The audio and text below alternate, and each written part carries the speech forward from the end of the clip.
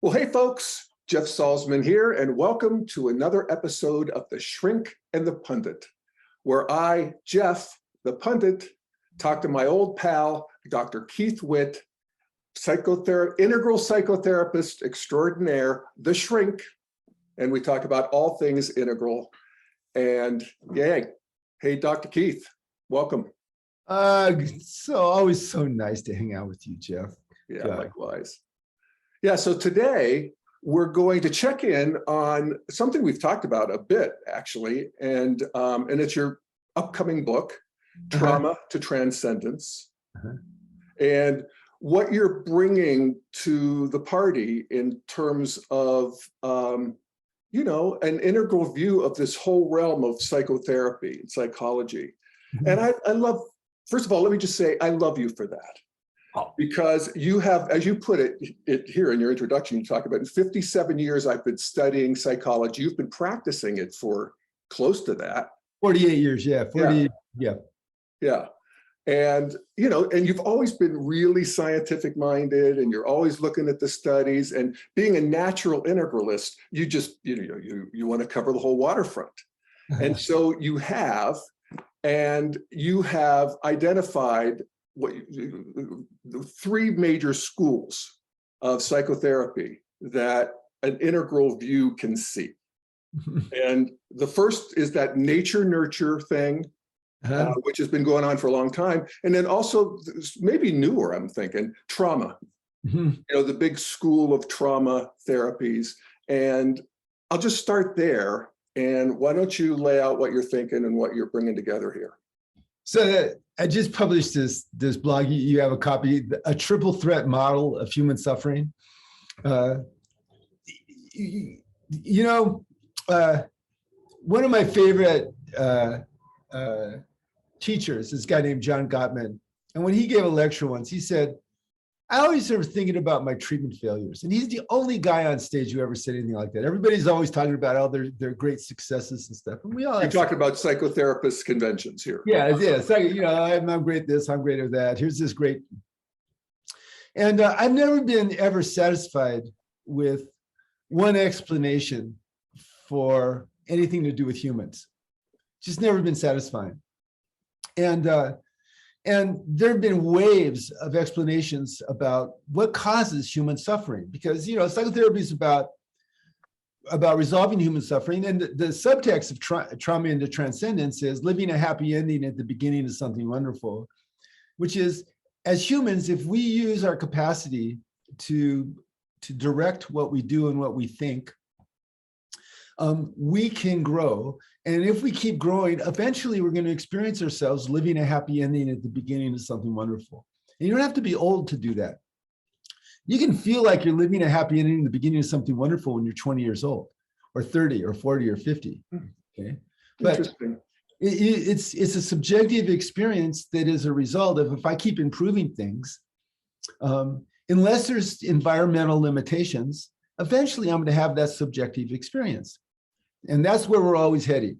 So whenever we all work on ourselves, whether we're going for enlightenment, or whether we're going to be less depressed, less anxious, or more sexually functional, or whatever, we're always heading in the direction of, I want to be feeling like I'm living a happy ending at the beginning of something wonderful.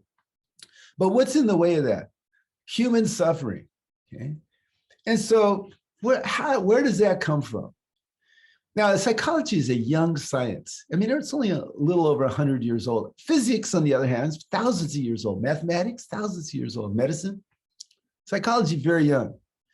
And in the beginning in psychology, there were assumptions about where suffering came from. Okay, and the most bad humors, demonic possession. And Freud said, well, I think that it's internalized conflicts. I think kids have conflicts that can't be resolved when they're kids, and it's internalized and it comes out as neuroses, which the definition of neurosis is internalized conflict. And nobody noticed at the time, but Freud, neurosis is not a is assuming a cause. Like psychosis, because psychosis existed before neurosis. Psychosis is descriptive. Someone is separated from reality. That's what psychosis means. Neurosis is an internalized conflict. So for about 80 years, everybody assumed that human suffering came from internalized conflicts. And so psychoanalysts loved that, and everybody did psychoanalysis, and then the associated therapies. But people in practice are, like most people, want to do right and want to be honest. And so they were saying, psychoanalysis not only doesn't help everybody, but some people get a lot worse in psychoanalysis. Really? Yeah. What's that about? Some people go psychotic in psychoanalysis.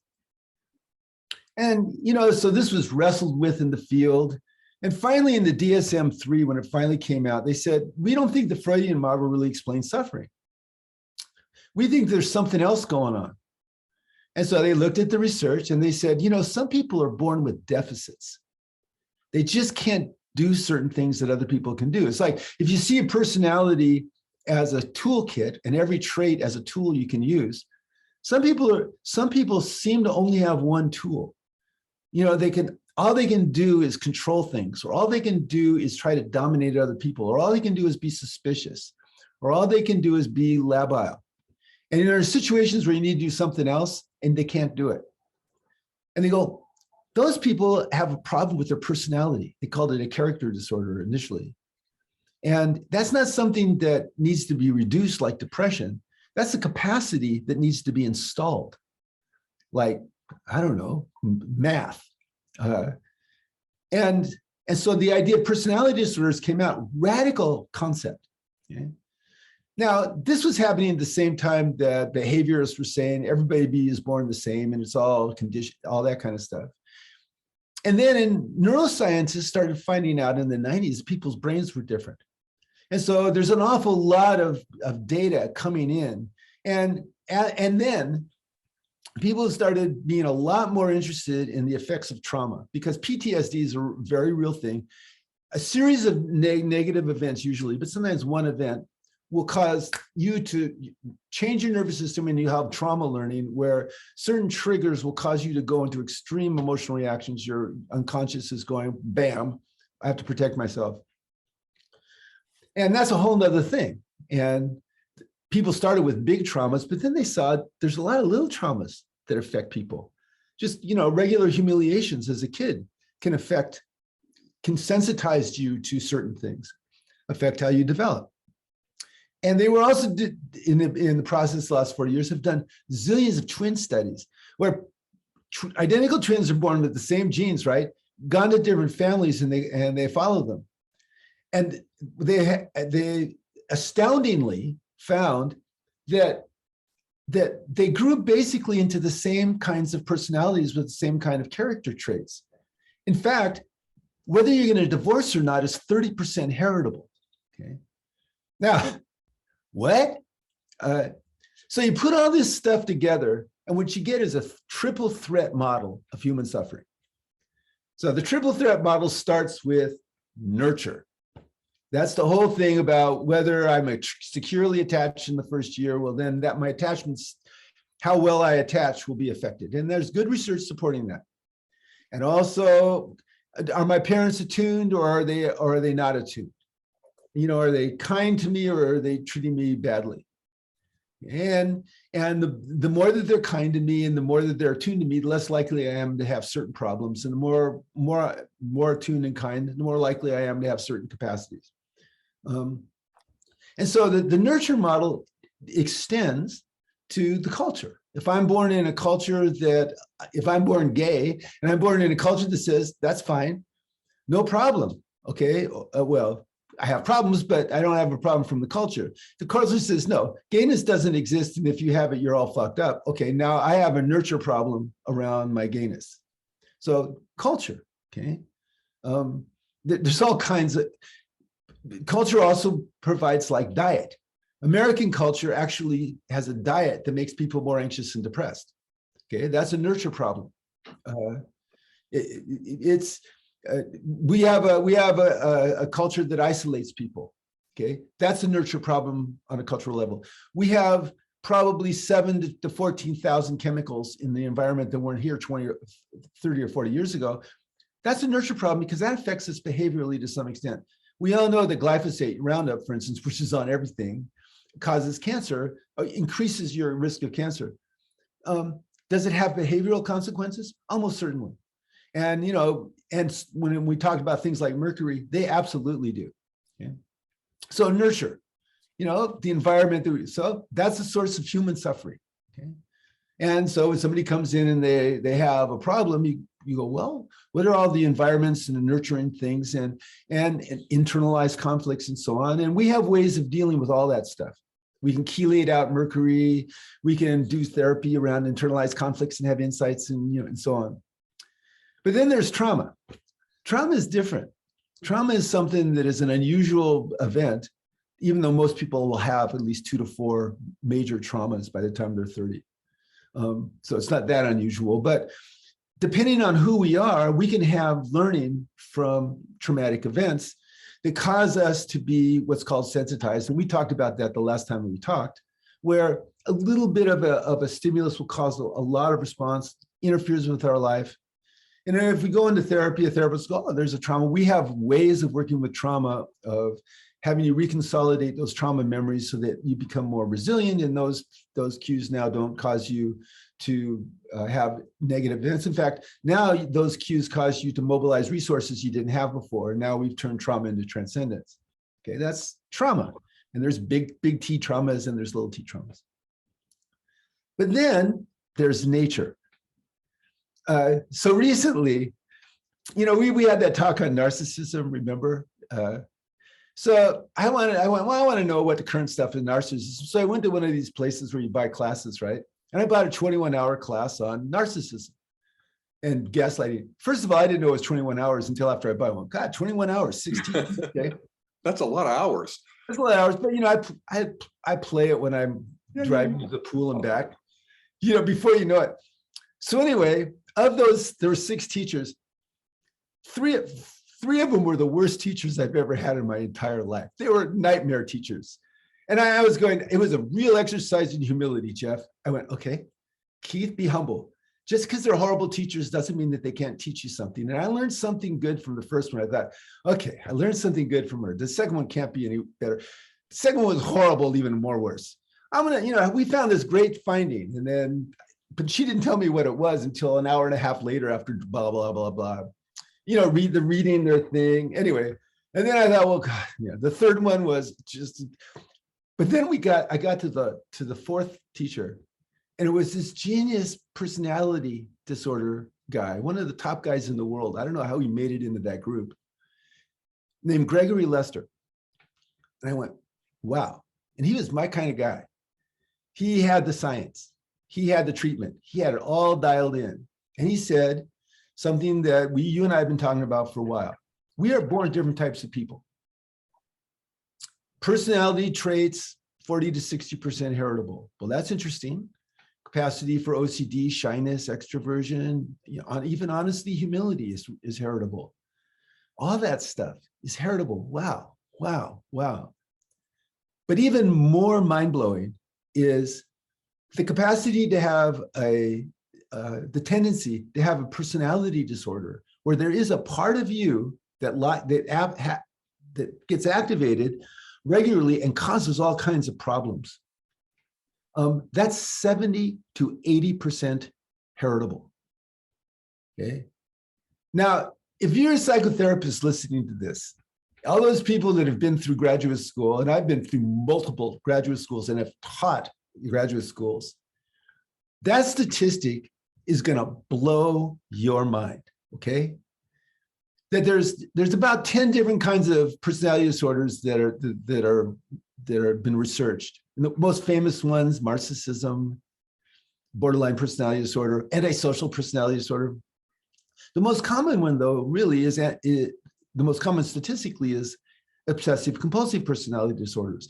Now, all of these are situations where people do not have a capacity to be different in different situations. Obsessive compulsive, and all of them are adaptive in certain situations. For instance, paranoid personality disorder, very rare, but it happens. I'm suspicious of everybody. If I take a visit to North Korea, that's very adaptive. Okay. No, I should be paranoid every second I'm in North Korea. Right. Okay. So fine. I'm getting along fine. Obsessive compulsive personality disorder, which is different from OCD, like rituals and that. Obsessive compulsive personality disorder is I have to control everything. And if I can't control it, I go into a rage about it. All right. Well, if I'm a brain surgeon, that really works for me. Okay. If I'm an auto mechanic, that works for me. If I'm a military guy having to get everybody to do it right, that works for me. But if I go home, it's not going to work for me parenting my 7-year-old who says no. Okay. I'm going to go into a rage because I can't control him.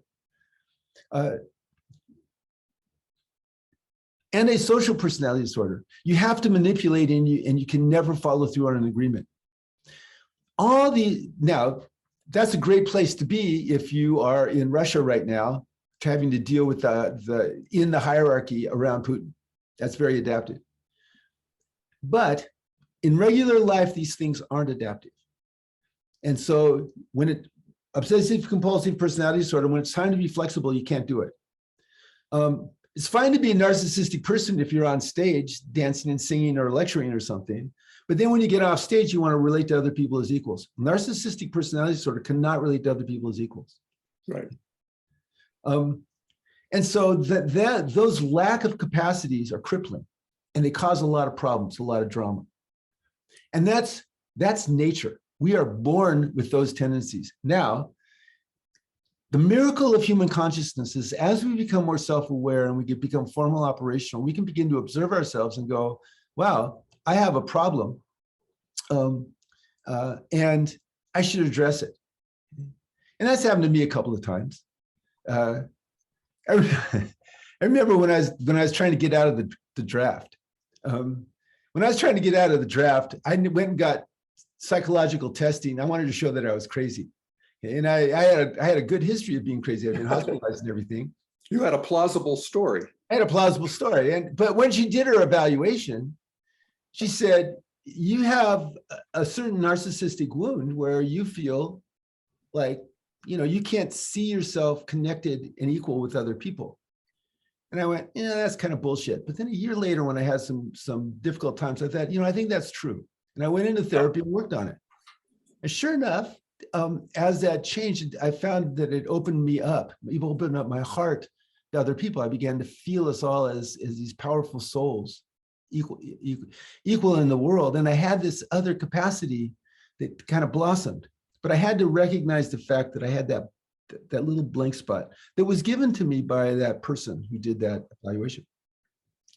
So what we have is this triple threat model. And 15 to 19% of the general population has a personality disorder of some sort, which means that pretty much all human suffering is going to come from these individuals, because it's a lot of problem. Because when it's time for them to be different in these areas, they can't do it. For instance, the borderline personality disorder has these shifts from I love you, I hate you, I love you, I hate you, and they cannot have proportionate emotional responses. And if you tell that person, your problem isn't that people are difficult, your problem is that you can't have proportionate emotional responses, they'll get really pissed off at you. And I thought you were a great therapist, but actually you're the worst therapist in the world. Okay? Now, as a therapist, people come in with a problem, say with a trauma. So I'm writing this book on trauma, right? And the thing when you're writing a book is there's always pressure to overpromise stuff. And like, oh yeah, work on your trauma and then you'll be living a happy ending at the beginning of something wonderful. Maybe, but maybe not. What if you work on your trauma and you find out that, well, I got to control things all the time. Well, now you got to work on that. Or what if you work on your trauma and if you're done with that, but you find out, what? I really had a preoccupied parent and can't really feel securely connected with other people. Now you got to work on that. Some people can get to living a happy ending at the beginning of something wonderful quite easily. Some people it takes years and years. And we haven't even gotten into a whole nother area, which I didn't put into this because I knew we were going to talk about it. Spiritual yearning. As we talked about earlier, the yearning to feel a sense of spiritual connectedness is present in all human beings. It's a hardwired characteristic, and it doubles in intensity between 17 and 23. That's a critical period. And if we can't provide a legitimate, if the culture, the nurture can't provide a legitimate channel for that, people will suffer, and that suffering will go into other things. Yeah. And there's a great new book by Jonathan Haidt, The Coddling of the American Mind, where they're noticing how the adolescents that they're dealing with are getting more and more fragile and sensitized and so on, because they've been shifting from the model of we want to be able to understand everything to we do not want people we disagree with to be lecturing on our campus. And if you say something that upsets me, you have a problem. Okay, and you and I have talked about that before. Yeah. Yeah. Oh, and that's a nurture problem, because what that does is it makes everybody weaker rather than stronger. Okay, so there you go. You got the triple threat model of human suffering. And if you're a change agent like I am, recognize that at any given time, you're going to have a bias towards one or two or three of these. And most people that I've seen in the field, particularly people associated with a method, say the people that are associated with alternative medicine, they address anxiety and depression purely physiologically and biochemically. No, you need a little bit of these amino acids. You need to improve your sleep. You need to do this and this. Very, very little about trauma or psychotherapy. People who are in the trauma really don't like the idea of personality disorders. Really it's offensive to them. You try to talk to them about, I don't know if I believe in personality disorders. Well, excuse me. It's very hard for me when there's like thousands of studies. It's like somebody I don't believe that vaccines help. Some vaccines might be a problem, but vaccines in general, pretty much the jury's out about whether they, you know what I mean? And so in Integral, we recognize you always have to privilege the system, the framework that you're currently working with, right? But knowing that there's other frameworks that are relevant and that will become more evident as you progress through the complexity of whatever you're doing. That radical openness to those new elements, and then giving them the attention that they warrant, that keeps us at a teal consciousness dealing with the world. And with psychotherapy, it keeps us at a teal consciousness dealing with people. Yeah. And so understanding that and internalizing that changes you as you continue to learn how to navigate the world and how to deal with help people. And so that's it. That's the triple threat model of human suffering. Yeah. Yeah. Well, you've just, sort of expanded my mind into, always thinking about, so how does this relate to me and, the people, and what's the lived experience of this? And of course, the job number one is relieving human suffering, right? Yes. So I appreciate that you're looking at this one piece of human solution to that, which is psychology, which is, as you say, 100 years old. Uh-huh. And that there's these three streams of psychological thought right now, all of which have their place, and an integral psychotherapist would be using all three. Right. What I would also say is I want a book 2 from you, Keith, which is, how about the relieving suffering from previous to 100 years ago, and so that we would have some acknowledgement or some, I don't know, acknowledgement, but that there's something to, as you said, the spiritual piece of it. That the relieving of suffering, we have religions that are about that. Buddhism is all about that. So is Christianity, really. It's like, turning your troubles over to God. And also the idea of spiritual and subtle energies, yes.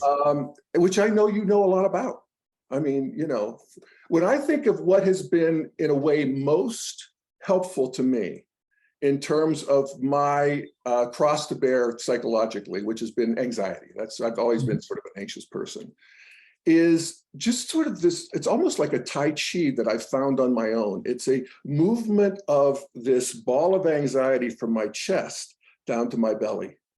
And I think there's some vagal nerve kind of thing. Sometimes when I see those videos about humming, singing, those kinds of things will really work.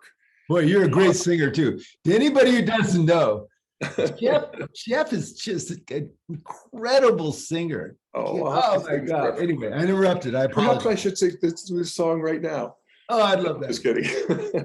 So anyway, I would want to, I'd want to bookmark that as the whole other realm of how human beings have dealt with their suffering, and then look at this psychological world, which is it's kind of what we turned to when we lost our religion. It's like, okay, we're going to do a different kind of self-analysis.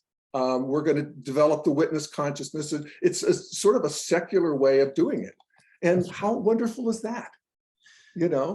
It's, first of all, I really agree. I agree about subtle energies.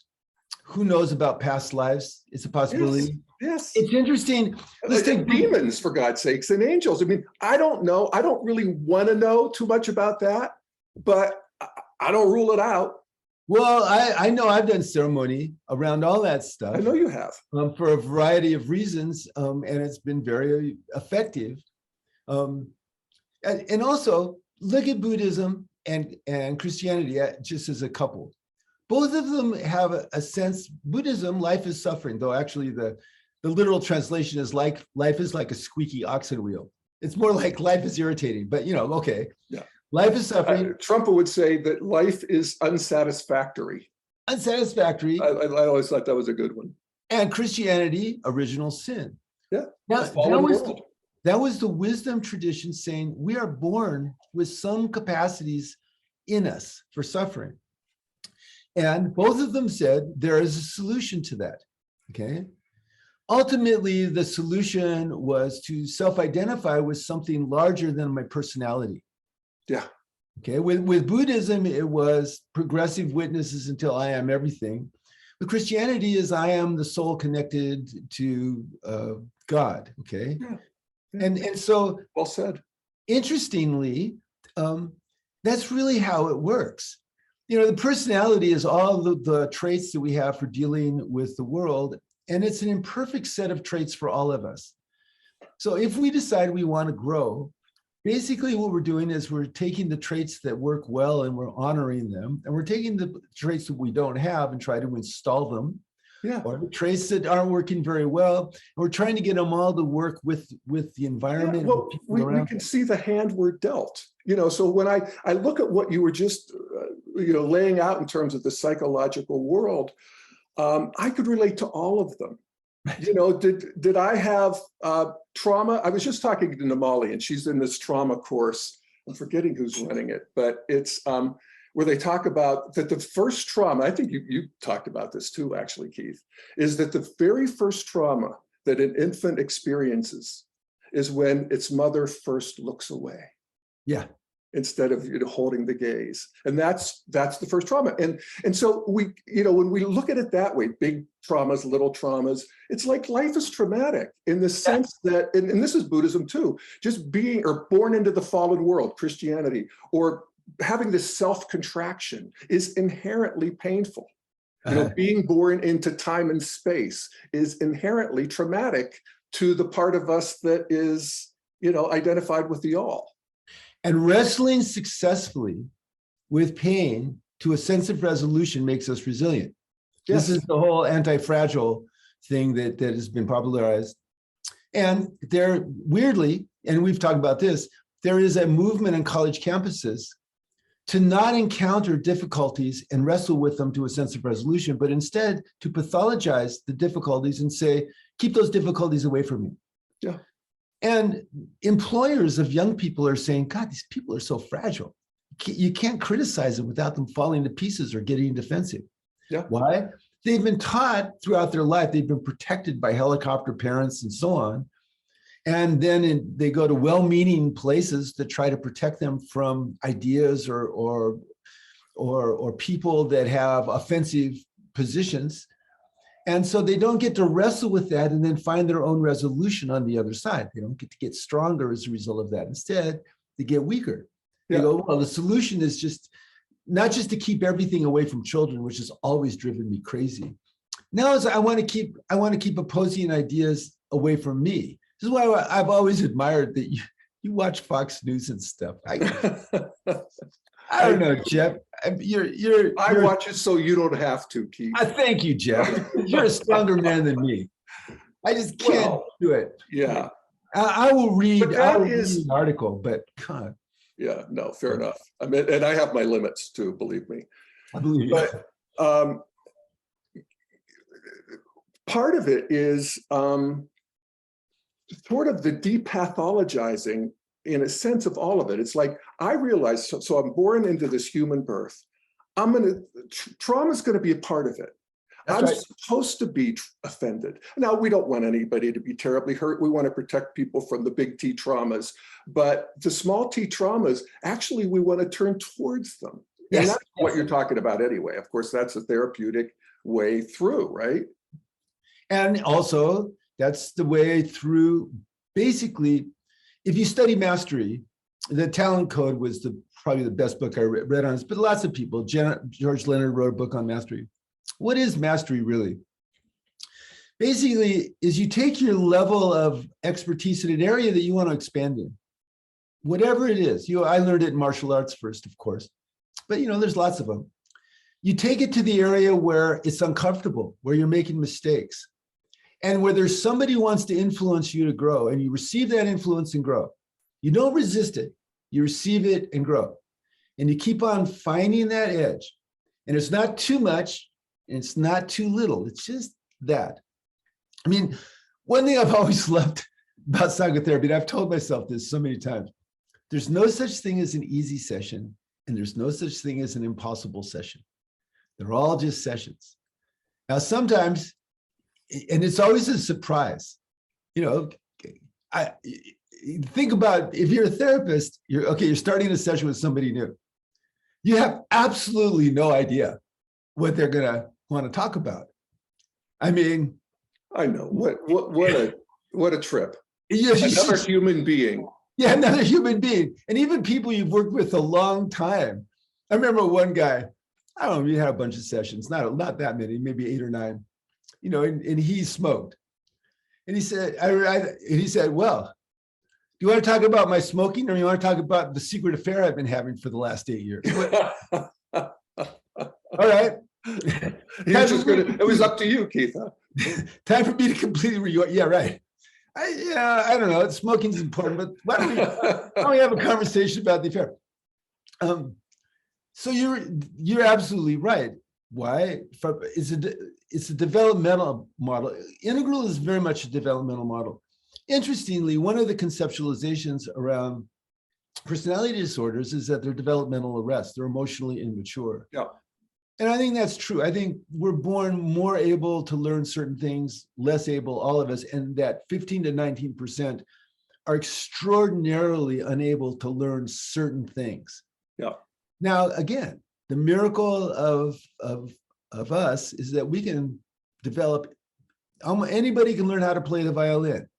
So you might not be the best violin player in the world, but you can develop empathy if you want. Yeah. You can that's the other, this idea of let's depathologize, let's in a way normalize it. So if we have a hardcore 18% of the population who has a personality disorder, how do we first of all work with them? I think secondly, how do we see the personality disorders in ourselves? They may not be, pathological, but you talked about how you got hip to a certain narcissism.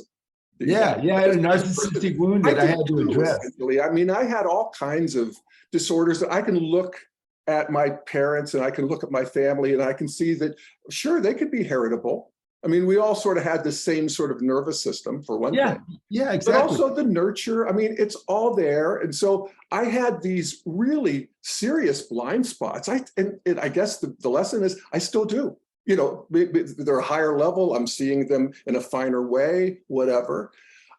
So that'd be something interesting. And then the third is how do we as a society accommodate people who we would label with a personality disorder. And as you said, oftentimes these things come in very handy in the right situation. Patents. So, you know, it's like, how do we help them? How do we sort of notice it in ourselves so we can see that just this is part of being human? And then, you know, how do we accommodate the oddballs, you know, and contain the dangerous people, you know? Exactly. And then, of course, the prison populations, normal population has 1 to 2% antisocial personality disorder. Prison populations, 30 to 40%. Yeah. Now, something that you said earlier, you know, in a life of work that you've done, you're at a point now where if you find a blind spot, you're interested in it. Yes. I just want to point out that what a developmental milestone that is. Yeah.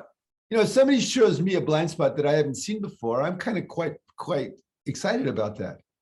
Okay, Yeah. that was not the case when I was a younger person. That was not the case for the first 50 years of my life, actually. There you go. Close enough. Well, I think, but it's certainly for the first several decades, that was not what I was particularly interested in. Yeah, and now I was interested in laying my trip on the world. right. The world should reflect. So that sense, like that, the data that I got from Gregory Lester really caused me the statistical part. I checked the studies. Yeah, there's lots and lots of research about this. It caused me to reorganize some stuff, just like the twin studies around temperament. So there's an end state when you're living a happy ending at the beginning of something wonderful of radical interest and radical acceptance, including your strengths and weaknesses. Okay. Now that's not. Remember, we talked once about there's 6 moral foundations. Okay, all of those moral foundations that are always operating, and if we're developing, we're growing morally in those 6 foundations as well as everything else. So, and you don't just go, well, I have a blind spot in me, like maybe I'm not flexible. That you go, well, how does this affect me and other people, be the people I love, and I want to change that. And so it kind of expands into an area of care for self and then care for others. That's that subjective sense of being at the beginning of something wonderful. It's really feels great to feel like you're improving how well you care for yourself and love other people. Yes. Well, I have to say, I love your 4-step process. Because it's really what we're talking about here. One is to just feel the deficit, feel the trauma, feel whatever it is that is I always love Trumpa's formulation of this, the unwanted material. The unwanted material, right. Yeah. Perfect. And then fit it into your life story. I mean, this wasn't not supposed to happen. You're here for, to learn and grow and to actually suffer some. It's not optional, really. That's right. So to sort of normalize it, depathologize it, and turn it into the story. And then this gets into, I think psychology absolutely has used this for sure, but telling your story and seeing yourself as a hero of a heroic life, that's as old as the hills. That's right. That's good old, That's the Iliad and the Odyssey. Yes, that's the Iliad and the Odyssey. Yes, exactly. And then choose. From this perspective of being able to see it, and I've got my story. Now I realize I'm a little bit in charge of my own story. I have powers that I didn't know I had. I'm not just a victim of this. And then, we bring that on. As you say, we learn to choose healthier states of consciousness. And then your 4th one is compassionately self-observe to know when something new or old needs to be addressed. Yeah, exactly. So keep doing it. Basically. Cultivate the witness, and the witness gets more and more interested and less alarmed. Well and the more interested you are, the way that things work in in the universe. It's the principle of return in Taoism. But in us, if you turn on interest, you reduce anxiety. The more interested you are, the less anxious you are. The more interested you are in your suffering, the less pain you're feeling. You know, what did the Dalai Lama said? There's different kinds of suffering. There's suffering of change. There's the suffering of learning, and there's a suffering of suffering. So the suffering of suffering goes down when you become interested. Yeah. Now, what do you do about it? Weirdly, in this horribly crazy current thing where everything seems to be getting, it's as chaotic as it can be, and then it gets more chaotic. Just when you thought you saw the depth of the depravity of Trump, for instance. I mean, and then it gets worse. And then all of a sudden, you know, like, so you get your retirement fund all in place, and then somebody, you know, all of a sudden kind of knocks on the door and says, oh, by the way, this year you lose 10% of it to inflation. Yeah. You know? Oh, okay. You can do that? You can just take away 10% of my net worth like that? Yeah, as a matter of fact, we can do that. You know, maybe we'll take another 10%. We don't know. You know, it's a chaotic place. Not to mention the war, not to mention Russian propaganda, not to mention blah, blah, blah, blah. I mean, all that kind of stuff. No, this and you know, world. One of the weird things about green, the ascendance of green, is that green's got it right by really wanting to focus on helping their kids develop, but they've got it completely wrong on trying to block their kids from having any kind of unpleasant experiences. Yeah. And that's producing the least happy kids that we've ever measured, which is just so ironic and crazy and sad that overprotective parents just trying, I want to protect him from sex, and I want to protect him from violence, and I want to protect him from dead bodies, and I want to protect him from, you know, worried about stuff and, you know, bad grades. And well, why is he so anxious? Why did he try to kill himself? I mean, well, there's going back to our nurture of the triple threat. That's a nurture problem. Okay.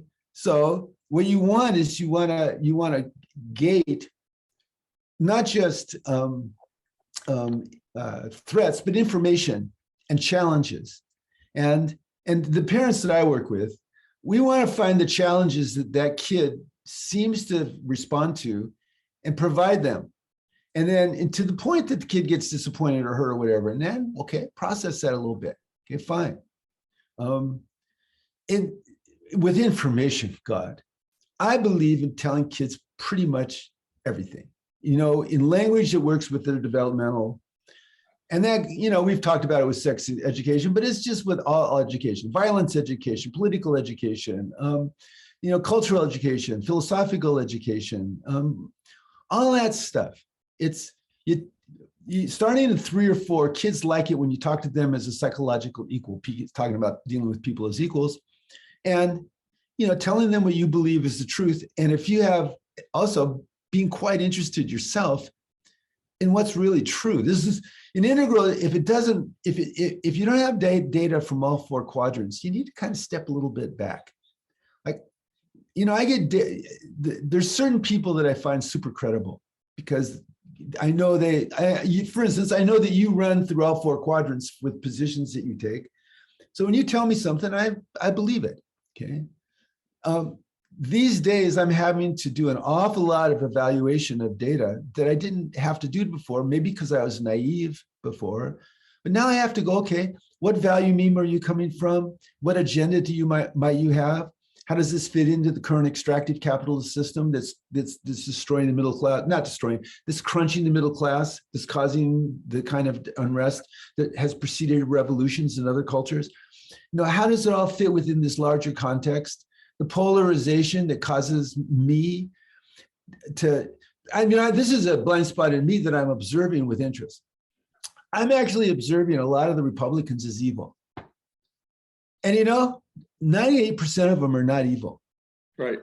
2%, sure. But that other 90%, they have a belief system, doesn't have to be supported by data, it's supported by their faith. And it's supported by their culture, and they're supported by their silo, and they believe that they're doing right, okay? And so I have been influenced by this partisan thing where my immediate reaction is they're evil. And then I have to correct, go, Keith, so this is the observing and now I'm doing the work, right? Face the problem. Don't make people evil, look more deeply. Compassion and understanding doesn't, even Putin, it's not about evil, though evil exists. Putin does evil things. Right. But well, if you look at history, Putin is sort of just a garden variety pre-modern leader. That's right. You go. I mean, you create reality. There's not a lot of data in the system, period. I mean, in pre-modern world. And so the leader's job is to get everybody to not persuade, it's to rule. That's right. And to expand and take territory. This is the 99% of human history. So you can even look at it developmentally. And I like it. I like it that you say he's a garden variety. I agree. Of course. I mean, there are many worse. Yeah. But you got to remember that Attila the Hun didn't have nuclear weapons. I mean, No, totally. No, this is one of the I always think of the sour spots in human history. And this is where you have modern weaponry created by science in the hands of a pre-modern, society, ruler, person. Very scary. That's a very, very tough spot. And we have, navigated it maybe through dumb luck. And I don't know when that runs out, but it's a big worry of mine. Yeah, me too. Though I think if we, like Ken says, you step back far enough, the helicopter parents, the good news about them is that development matters. And so now there's some parents are coming to people like me or people like the guy who wrote Raising Lions, and they're going, okay, so how do we raise resilient children? Yeah, I just think that's just a natural reaction to what Green has done. I mean, what Green did was, for the first time in history, actually, it got interested in the interiority of their kids. Yeah, which is wonderful. I mean, hello, and it wasn't about making them obedient or conform or whatever. It was about, who are you and are you hurting? And, so yes, these kids are overly, they think that's the currency of life. And I think at some point, they'll get hip to it. I think a lot of them are, actually. Well, I think we have an extended adolescence going into 20s. That's another thing. And, welcome again to human evolution. Childhood used to be about, 8 years, and then there's adolescence. And now there's this extended early adulthood to mid-late 20s, where we see that they're not quite cooked yet. Well, one of my favorite forms of work is there'll be a 20-something or a 30-something person who studied Ken, or they've been meditating, and they just get frustrated, and then somehow they track me down. Maybe they listen to a shrinking pundit, or or they see me do a podcast for somebody else, and they give me a call and they go, I want you to help me go to that next level. And I go, sure, that's a lot of fun. Let's do it. And they come in really wise and well-educated with lots of practice, sometimes years. But of course, what they've naturally done is they've done all that stuff to avoid whatever their blind spots are. And so pretty often within a few minutes, it's like, there's a blind spot. And it was, well, wait just a second, before you tell me about, the retreat that you did in India for 4 months, why don't we talk about this thing about how you were cheating on your wife and you're not telling her about it? That seems like a blind spot to me. And what do you think? Well, here we are, okay?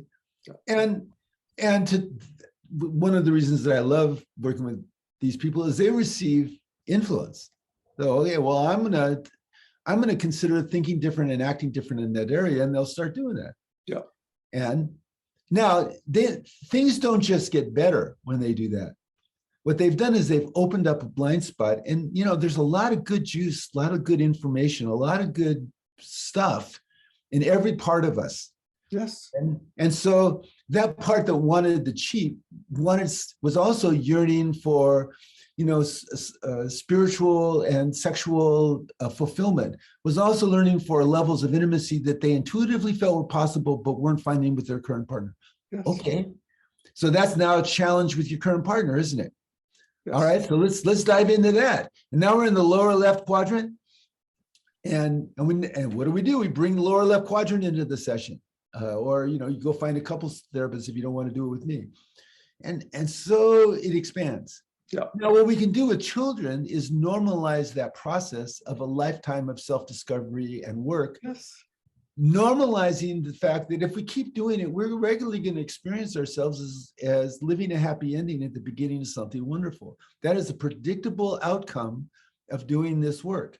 Now, Yes. it's going to involve having a sense of spiritual connectedness. Everybody needs it in some form. It doesn't Well, matter. I like that. Yeah, well, yeah. And that gets into, what is the story of my life? What is the meaning of my life? What am I doing here? But I love that happy ending and then the new beginning. Yeah. And that's sort of an ongoing process. I mean, there's endings and beginnings that are pretty regular. So the final ending and the final beginning, Yeah. which we have no idea, but it's all right. I'm living a happy ending. And I'm beginning as something wonderful. No, I don't want that one. Well, I want to postpone it as long as possible because I really like being alive and having shrinking pundit talks with you. Likewise. Yeah, cool. So there was something else you said that I really liked here. Hang on. Oh, yeah, it's this category. It's like you're talking about, okay, so people can then see their blind spots, and then that's a whole new world that they're unable to inhabit. And it used to be painful, and now it's exciting. How about, is it so then that the people who can't see the blind spot, at least under, are so far they can't, is that the personality disorder? Yes. And what do you do with those people? Because, in all your therapy sessions, I'm sure you have had more than a few. Well, first of all, let's talk about a cultural problem. If you look into the homeless population and they say, well, they have mental health issues, which is true, but they have a lot of personality disorders. And the most common one is antisocial personality disorder. Which means you can give them a house and you can give them a lot of money and they're still going to cause trouble. They need a milieu that doesn't allow them to do crazy stuff, but also subtly encourages them to act in an appropriate way, but recognizes that they're not able to follow through on agreements. Now, is that something that preceded their addiction? Yes. Okay. Though addiction, you really can't find out if somebody has a personality disorder when they're practicing an addiction. There you go. You can't know. I mean, somebody could be the biggest antisocial son of a bitch forever when they're practicing their alcoholism and they get sober and wow, kind of really a nice, you really can't tell until the addiction's not happening, what's happening in the personality disorder. And of course, a lot of these people are traumatized in ways that are just hard for civilians to imagine. Well, because in certain situations, they can't solve problems. They just create drama. And people that create drama invite abuse. And so you're way more likely to be abused. If all you can do is manipulate other people, at some point, someone's going to get pissed off and go after you.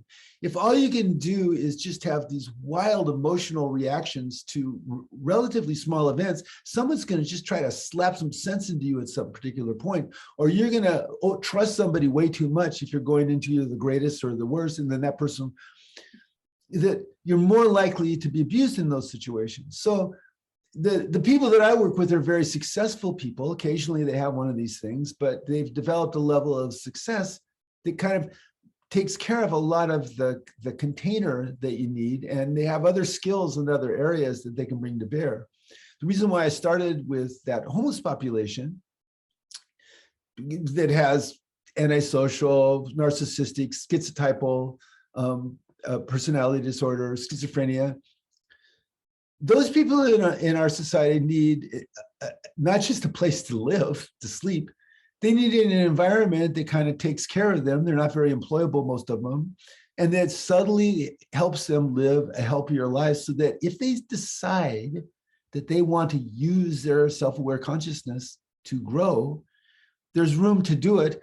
And if they decide to continue to create drama, they're in an environment that minimizes the damage that drama does to themselves and other people. That requires lots and lots of resources that have not been tasked to that. So that's a problem. That's a cultural problem that we either take responsibility for or not. Now, if we're dealing with people that are more functional, like, you and me, and most of the people that I work, I'm in private practice. The people that can afford my fee are generally quite functional, or they wouldn't be able to afford my fee. Then it's a matter of, okay, let's enjoy you. Okay. So somebody say they're obsessive compulsive personality disorder, or they're narcissistic. So basically what was happening is that you really feel like you're entitled to a lot more than anybody else, and you think that nobody else is equal to you, right? And they go, yeah. I says, well, so I imagine that causes you some problems occasionally. Yeah, people don't realize how great I am. So if I can maintain an interest, a shared interest, gradually there can be a little bit of light being brought into that room. And that's relatively rare. That's not rare with narcissistic traits. People can learn to enjoy their narcissistic traits and then grow them. The actual disorder itself, when someone realizes that I'm suggesting that they have a huge deficit in their ability to deal with the world, often they'll just execute me. Like, bam, you're gone. Okay. I mean, they don't actually, but right. No, but they're done. They're done.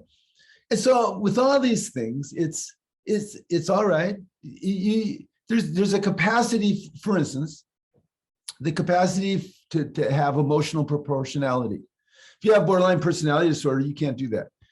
Okay, so you don't have an ability to have emotional proportionality, and so I can teach you how to do that, but it's going to be difficult because you believe that this person deserves your hatred because they forgot your birthday.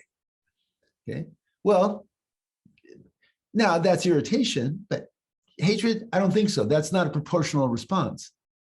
So you can regulate that rage. There's lots of ways of doing it, like choosing states. We talked about it.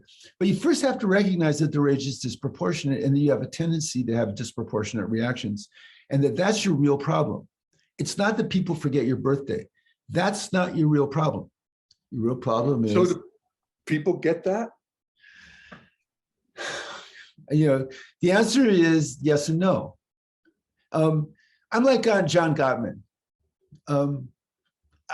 If I looked at all of my successes, I could make a long list. I mean, I don't know, 70,000 therapy sessions. I always have more people who want to work with me than I have time. Yeah, a lot of people get it. But what I focus on, and maybe this is what saved me from narcissism, is I look more at the people that didn't get it. And I go, what did I not do? Is there anything that I could have done differently? If I had a moment, even when I was a teenager, if I had a moment where I felt like somehow I was privileged over another person, I would be ashamed about that. Well, that shame was great because it said, well, then you need to find some way of understanding how people have difference, that you're not a worse person because that person is better than you at this, and the other person isn't worse because you're better, that there's some essential spiritual equality that you share, some humanity, and then there's these strengths and weaknesses that are variable. As I began to have those kinds of insights with the help of therapists, it began to give me more of an integral understanding. So by the time I hit integral, I kind of knew the territory, but I didn't have a map. And that's, for those of us that came to integral at that point, integral felt like going to Oz. Yeah. All of a sudden, there's a map that explained everything. Yeah. Oh, that's why the blah, blah. Yeah. So yes, people get it to some degree, but you get it in degrees. Like say there's 10 degrees of getting it. So people will get it to the first degree first. And sometimes they'll get it to the first or second, and then they'll leave therapy. I get this with couples sometimes. They'll get relief from their symptoms, and then they'll go, we're going to go. And they'll go, if you want to be more stable, being happy with each other, you need to go another couple of levels, probably. At least that's my experience. Sometimes people go, okay. More often than not, they go, no. And then they'll be back 2 or 3 years later with the same pattern. And then we'll do it all over again. Because, okay. I mean, one thing about therapists is you have to have infinite patience. Yeah. Which is fine. You can do that in therapy because of the parameters in the container. can't really do it in personal relationships. Nobody has infinite patience. There's no unconditional love in that sense. And so that's a whole nother set of confrontations, or a whole nother set of conversations. Well, I'm sitting here thinking, well, then the upshot of all of this is that human suffering continues. And will always continue, and is necessary for development. Yeah. We're not going to become resilient unless we're challenged and and it hurts. Okay? Well, yeah, and you know, this expansion of consciousness is ultimately the solution. I mean, it's at least it's the solution to the suffering of the stage that you're in. We always come up with this. It's like Ken. Somebody asked Ken a series of questions once about this. He goes, well, what's the answer? Wake up. What's the answer? Wake up. And now cleaning up, sure, but that's another form of waking up. Showing up, sure, but that's another form of waking up, you know? Yeah. It's all waking up. It's all waking up. It's all waking up. It's all waking up. Yeah. That's why the title of my first book on integral psychotherapy was Waking Up. Yeah. Yeah. Well, I like that. And you know, nobody's immune to that. Everybody is born with some impulse to grow. I mean, hardwired. And to be spiritually connected, and to love, and to receive love, and to be part of a group, and to conform to that group, and have the group approve of you, and have you identify with that group. We all want that. We all crave it. And that's beautiful that we do. Yeah. Well, very well said, Keith. Well, on that note, let's declare victory once again on our shrinking. We will declare victory. We've got that, finally solved that problem. Solved that problem. Got that sorted out. Today, Jeff and Keith resolved human suffering. Yes, exactly. All right, my friend. Well, thank you for being part of this for all these years, Keith. And if people are interested in your work, they can go to drkeithwitt.com, right? Sure can. You can go to Amazon, buy any of my books. I recommend all of them highly. Me too. And you know, the Trauma and Transcendence should come out next year sometime. I'm still trying to integrate this material. I don't want it to be another one of those books where you promise a lot and you do this system and everything's going to be fine. I want it to be something that has way more depth and reality to it than that. And so that's kind of challenging, but also that's a good challenge. Yeah. So anyway, go on my website. There's a lot of talks and lectures and blogs and stuff. So yeah. Cool. And Daily Evolver, if you want to know more about Jeff. Drinks and the Pundits. There's so many, 30 plus of them now. That's right. All right. Well, thank you everybody for joining us, and we'll see you next time. I'm sure we'll have more to talk about as the world turns. The world turns. Much love to everybody. All right. Let me undo the record.